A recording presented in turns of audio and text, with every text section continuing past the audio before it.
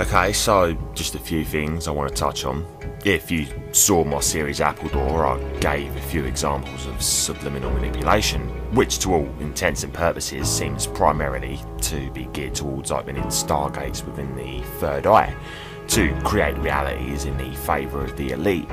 So to expand on that a little bit, I thought I'd share a few more examples of this type of sorcery.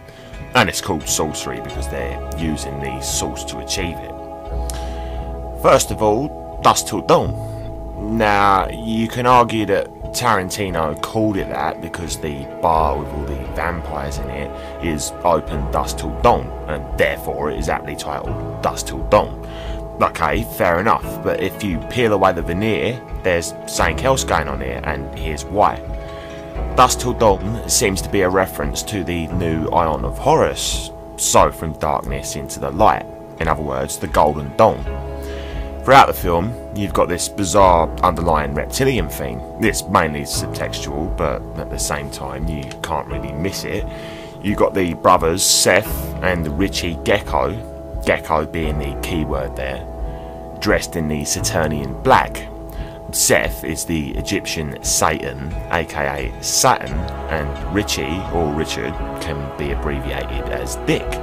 So there's a phallic connection, and phallics relate to Osiris, so as always this is open to interpretation. But carrying on, the Geckos kidnap the Fuller family in order to cross the border to get into Mexico, so they can go to a place called El Rey, which is Saturn Ra, Israel minus Isis, possibly alluding to the New Jerusalem, aka the Golden Dawn or the new Ion of Horus. The Fuller family consists of faithless preacher Jacob, and if we connect that Jacob with the Jacob from the Old Testament, whose sons made the 12 tribes, he was actually given the name Israel. And it is from Jacob that we get Jacob's ladder. So Jacob is Israel, and he has a son called Scott and a daughter called Kate.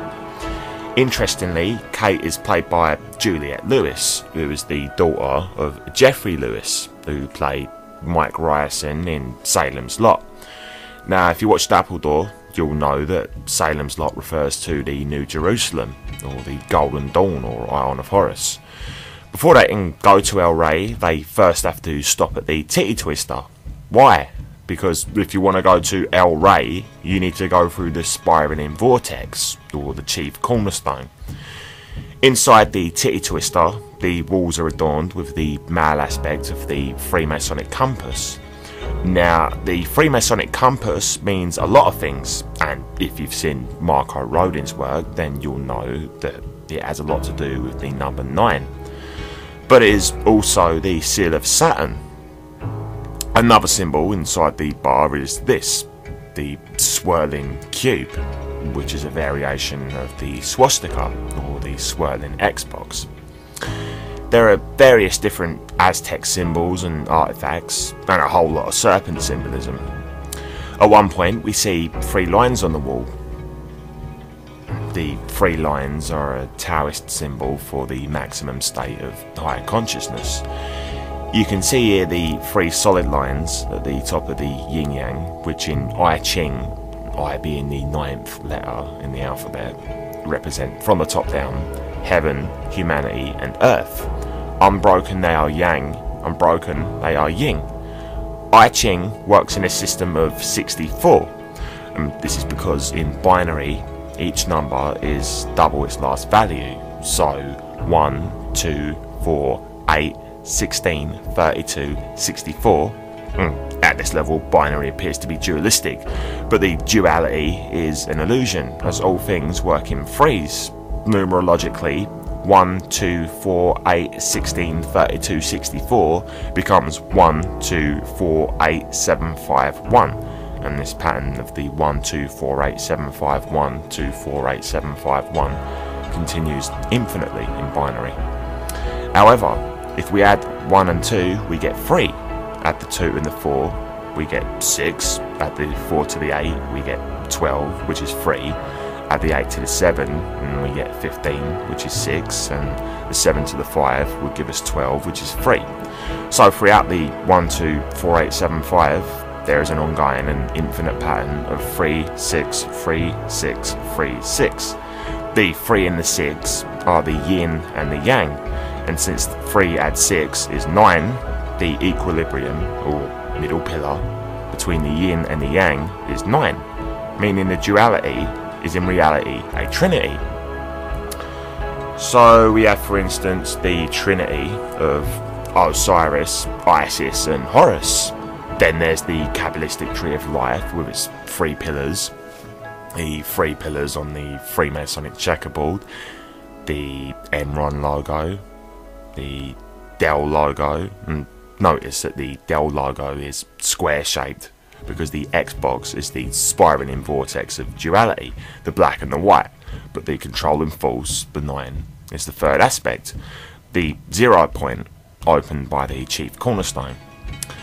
You have the fleur-de-lis, the Adidas logo, that goes for both the Adidas logos, and then there's this MC Escher painting, Day and Night. This man has another painting called Reptiles, make of that what you will. Here's Jay-Z's The Blueprint 3, and Blueprint 1 was released on 9/11/2001. As you can see, he's using the Taoist Yang Trinity symbol. So again, the Yin-Yang is the duality, and the third aspect, the controlling force, would be the 9. So according to Rodin, when the 9 is positive, the 3 and the 6 are both negative, and when the 9 is negative, the 3 and the 6 are both positive. So again, it is the controlling force. Now, forgive me for my somewhat abstract reasoning here, but if we apply this concept of the controlling force being the deciding factor of the polarity, be it negative or positive, I feel it could be applicable to the concept I used in Appledore of the balance versus the anti-balance. Now, bear with me here. If you look at a magnet, you have this blue and red polarity, the same with the standard coil, where you have the blue and the red being the in and the out of the electricity. So blue and red is a standard representation of the duality. You've got the blue pill versus the red pill.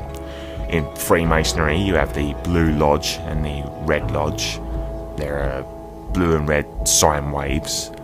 And bring this full circle back to the 3 lions is the Korean flag with its blue and red yin-yang. Nassim Harriman has pointed out that the vacuum of our torus-shaped universe, when viewed from the top, is a yin-yang. Taking all this into account, the old Pepsi logo looks a lot like a kind of a yin-yang with the blue and the red. But what is the controlling force of this particular duality? Well, considering Pepsi could derive from Apep, who was an Egyptian Satan like Seth, I think we may have an answer.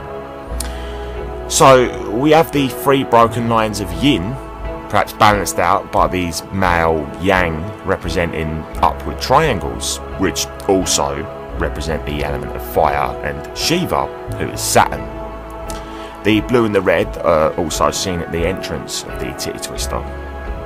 Moving on, we have a scene where Santanico Pandemonium is introduced. Santanico basically means Satan, aka Saturn, and Pandemonium obviously relates to the Greek god Pan. Perhaps incidental, but probably not. Saturn's innermost moon is named after Pan, as Pan is a shepherd god, and the moon Pan, in its orbit of Saturn's A-ring, acts as a ring shepherd.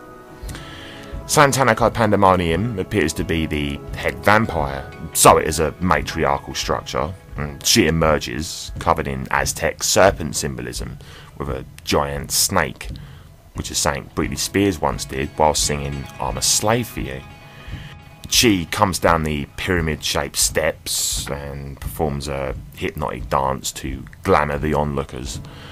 After all hell breaks loose, she sees some blood and transforms into a normal vampire. No, she turns into a reptilian. Now, I always thought there was something weird about this scene, the way she's killed, but that aside, I'm 99% certain that what I'm about to show you is a spell aimed directly at the viewer with an intention and a sigil designed to open up a stargate in our minds, manifest, or at least try to help manifest, a certain outcome. Now, Obviously, you can't pull something like this off if only 1 or 2 people are affected by the spell, which is why, like I said in Appledore, they use movies. The grander the scale of the vectors for the sigil magic, the more chance it'll work. Now, that being said, this particular spell is pretty dark. First of all, note the light spot. This spot resembles a bright star in the night sky. Notice how the bright spot is positioned in such a way that it appears to be in the east. There are no other bright spots, so clearly this would appear to be standing out for a reason of some kind. I'm gonna postulate that that spot represents the star Sirius. Sirius is of course known as the Dog Star and also the Eastern Star. According to Albert Pike, Sirius is interchangeable with the eye within the triangle, Isis and the pentagram. Sirius is basically kind of guiding force within the occult for the process of building Solomon's Temple. And Solomon's Temple, the Tower of Babel, Jacob's Ladder, all refer to raising the Kundalini and opening the third eye Stargate. Alice Bailey of the Theosophical Society said that Sirius is the foremost guiding force in achieving this. So Sirius is of the utmost importance with regards to opening third eye stargates. Now, keeping all this in mind, what Santanico Pandemonium says to Seth while he is down on the floor is of key importance in understanding what's going on here. What is significant is that she says the line, "Since you'll be my dog, your new name will be Spot." What they're doing here is subliminally associating the spot, which stands out clearly enough for your subconscious to pick up on, with the word dog. So in other words, they're letting you know on a subconscious level that that spot is the Dog Star, Sirius, you see. It's basic neuro-linguistic programming. Seth being on the floor is merely an excuse to set up the intention, and by intention I mean the intention of the spell. Santanico Pandemonium looks into the camera in reptilian form and says, "Welcome to slavery." So there's the intention aimed at the viewer. Note also what looks like a third eye type pattern on her forehead. Again, this is more suggestion to make sure that your subconscious gets the message. Next, Seth proclaims, "No thanks, I already had a wife," and shoots the light fixture above. This is where the spell takes place. The light fixture is hexagonal, as you can see, surrounding the hex being the key word, are 12 circular shaped objects, with a 13th in the centre, which reflects the 12 around the 13 principle in sacred geometry. The hexagon is of course also in 3D a cube. This is Stargate symbolism. It happens in a fast subliminal way, complete with the light emanating from the Stargate, or the cube vortex, as it hurtles down towards the viewer. It's important to note that by knowing and understanding this information, you have removed this particular spell's power to operate through you, meaning that these things only work if you're ignorant to them. The serpent symbolism in this film is vast and numerous, and it doesn't require any kind of arduous decoding to be seen. There is this particular pattern though, which you'll see on the bar that is locking the main entrance. The double wavy line or zigzag is the sign for Aquarius, aka the New Age or Ion. So again, the New Dawn or Golden Dawn. At one stage, Seth is leaning over Richie's corpse and he says, "You would have liked it in El Rey, you would have found peace." Interesting terminology.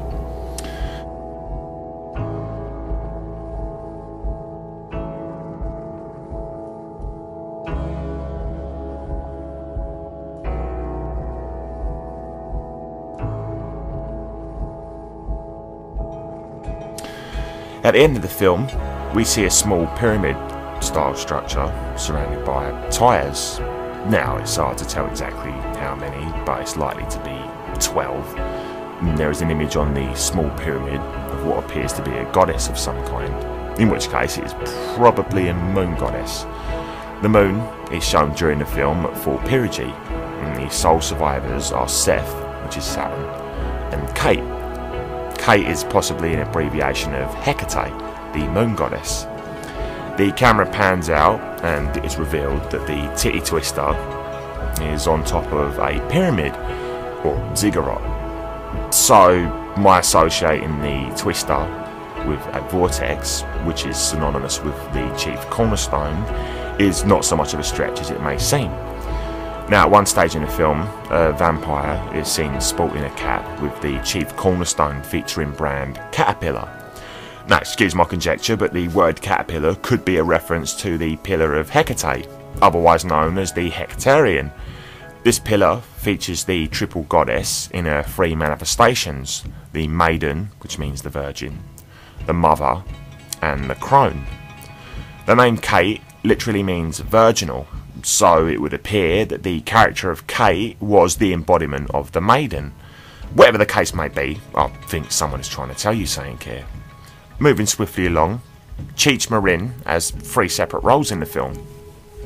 One as the Border Patrol guy, another as the doorman at the titty twister, and last of all as Carlos. Now, the interesting thing is that in each of his roles, Cheech acts as a kind of a guard come escort. First he is the border guard who they have to get past in order to get into Mexico. Next he is the doorman who they have to get past to get into the titty twister, aka the vortex. And then, last but not least, he is Carlos, who Seth has to bargain with in order to get into El Rey, or the New Jerusalem, or Illumination. Cheech Marin is most famous for being one half of Cheech and Chong, who are known for smoking a whole lot of weed. Now, a name for weed of the highest quality is the chronic. And chronic is a word which derives from Kronos, in other words, Saturn. In the system of Thelema, before the adept can reach illumination, he must first get past Chronosome, who appears during the third ceremonial method of crossing the abyss. Chronosome occupies Binah on the Tree of Life. The planet of Binah is Saturn. As with any mystery school or fraternal order, Saturn is the last planet before higher consciousness. This is why Chronosome comes before higher consciousness. Saturn is Chronos, and therefore Chronosome, and since at this stage he gets past this, he must interpret all things as a sign, absolutely everything. In other words, there are no coincidences, only synchronicities. And synchronicity, Chronos, simply means Saturn's control over time-space. Cheech Marin was raised in Granada Hills.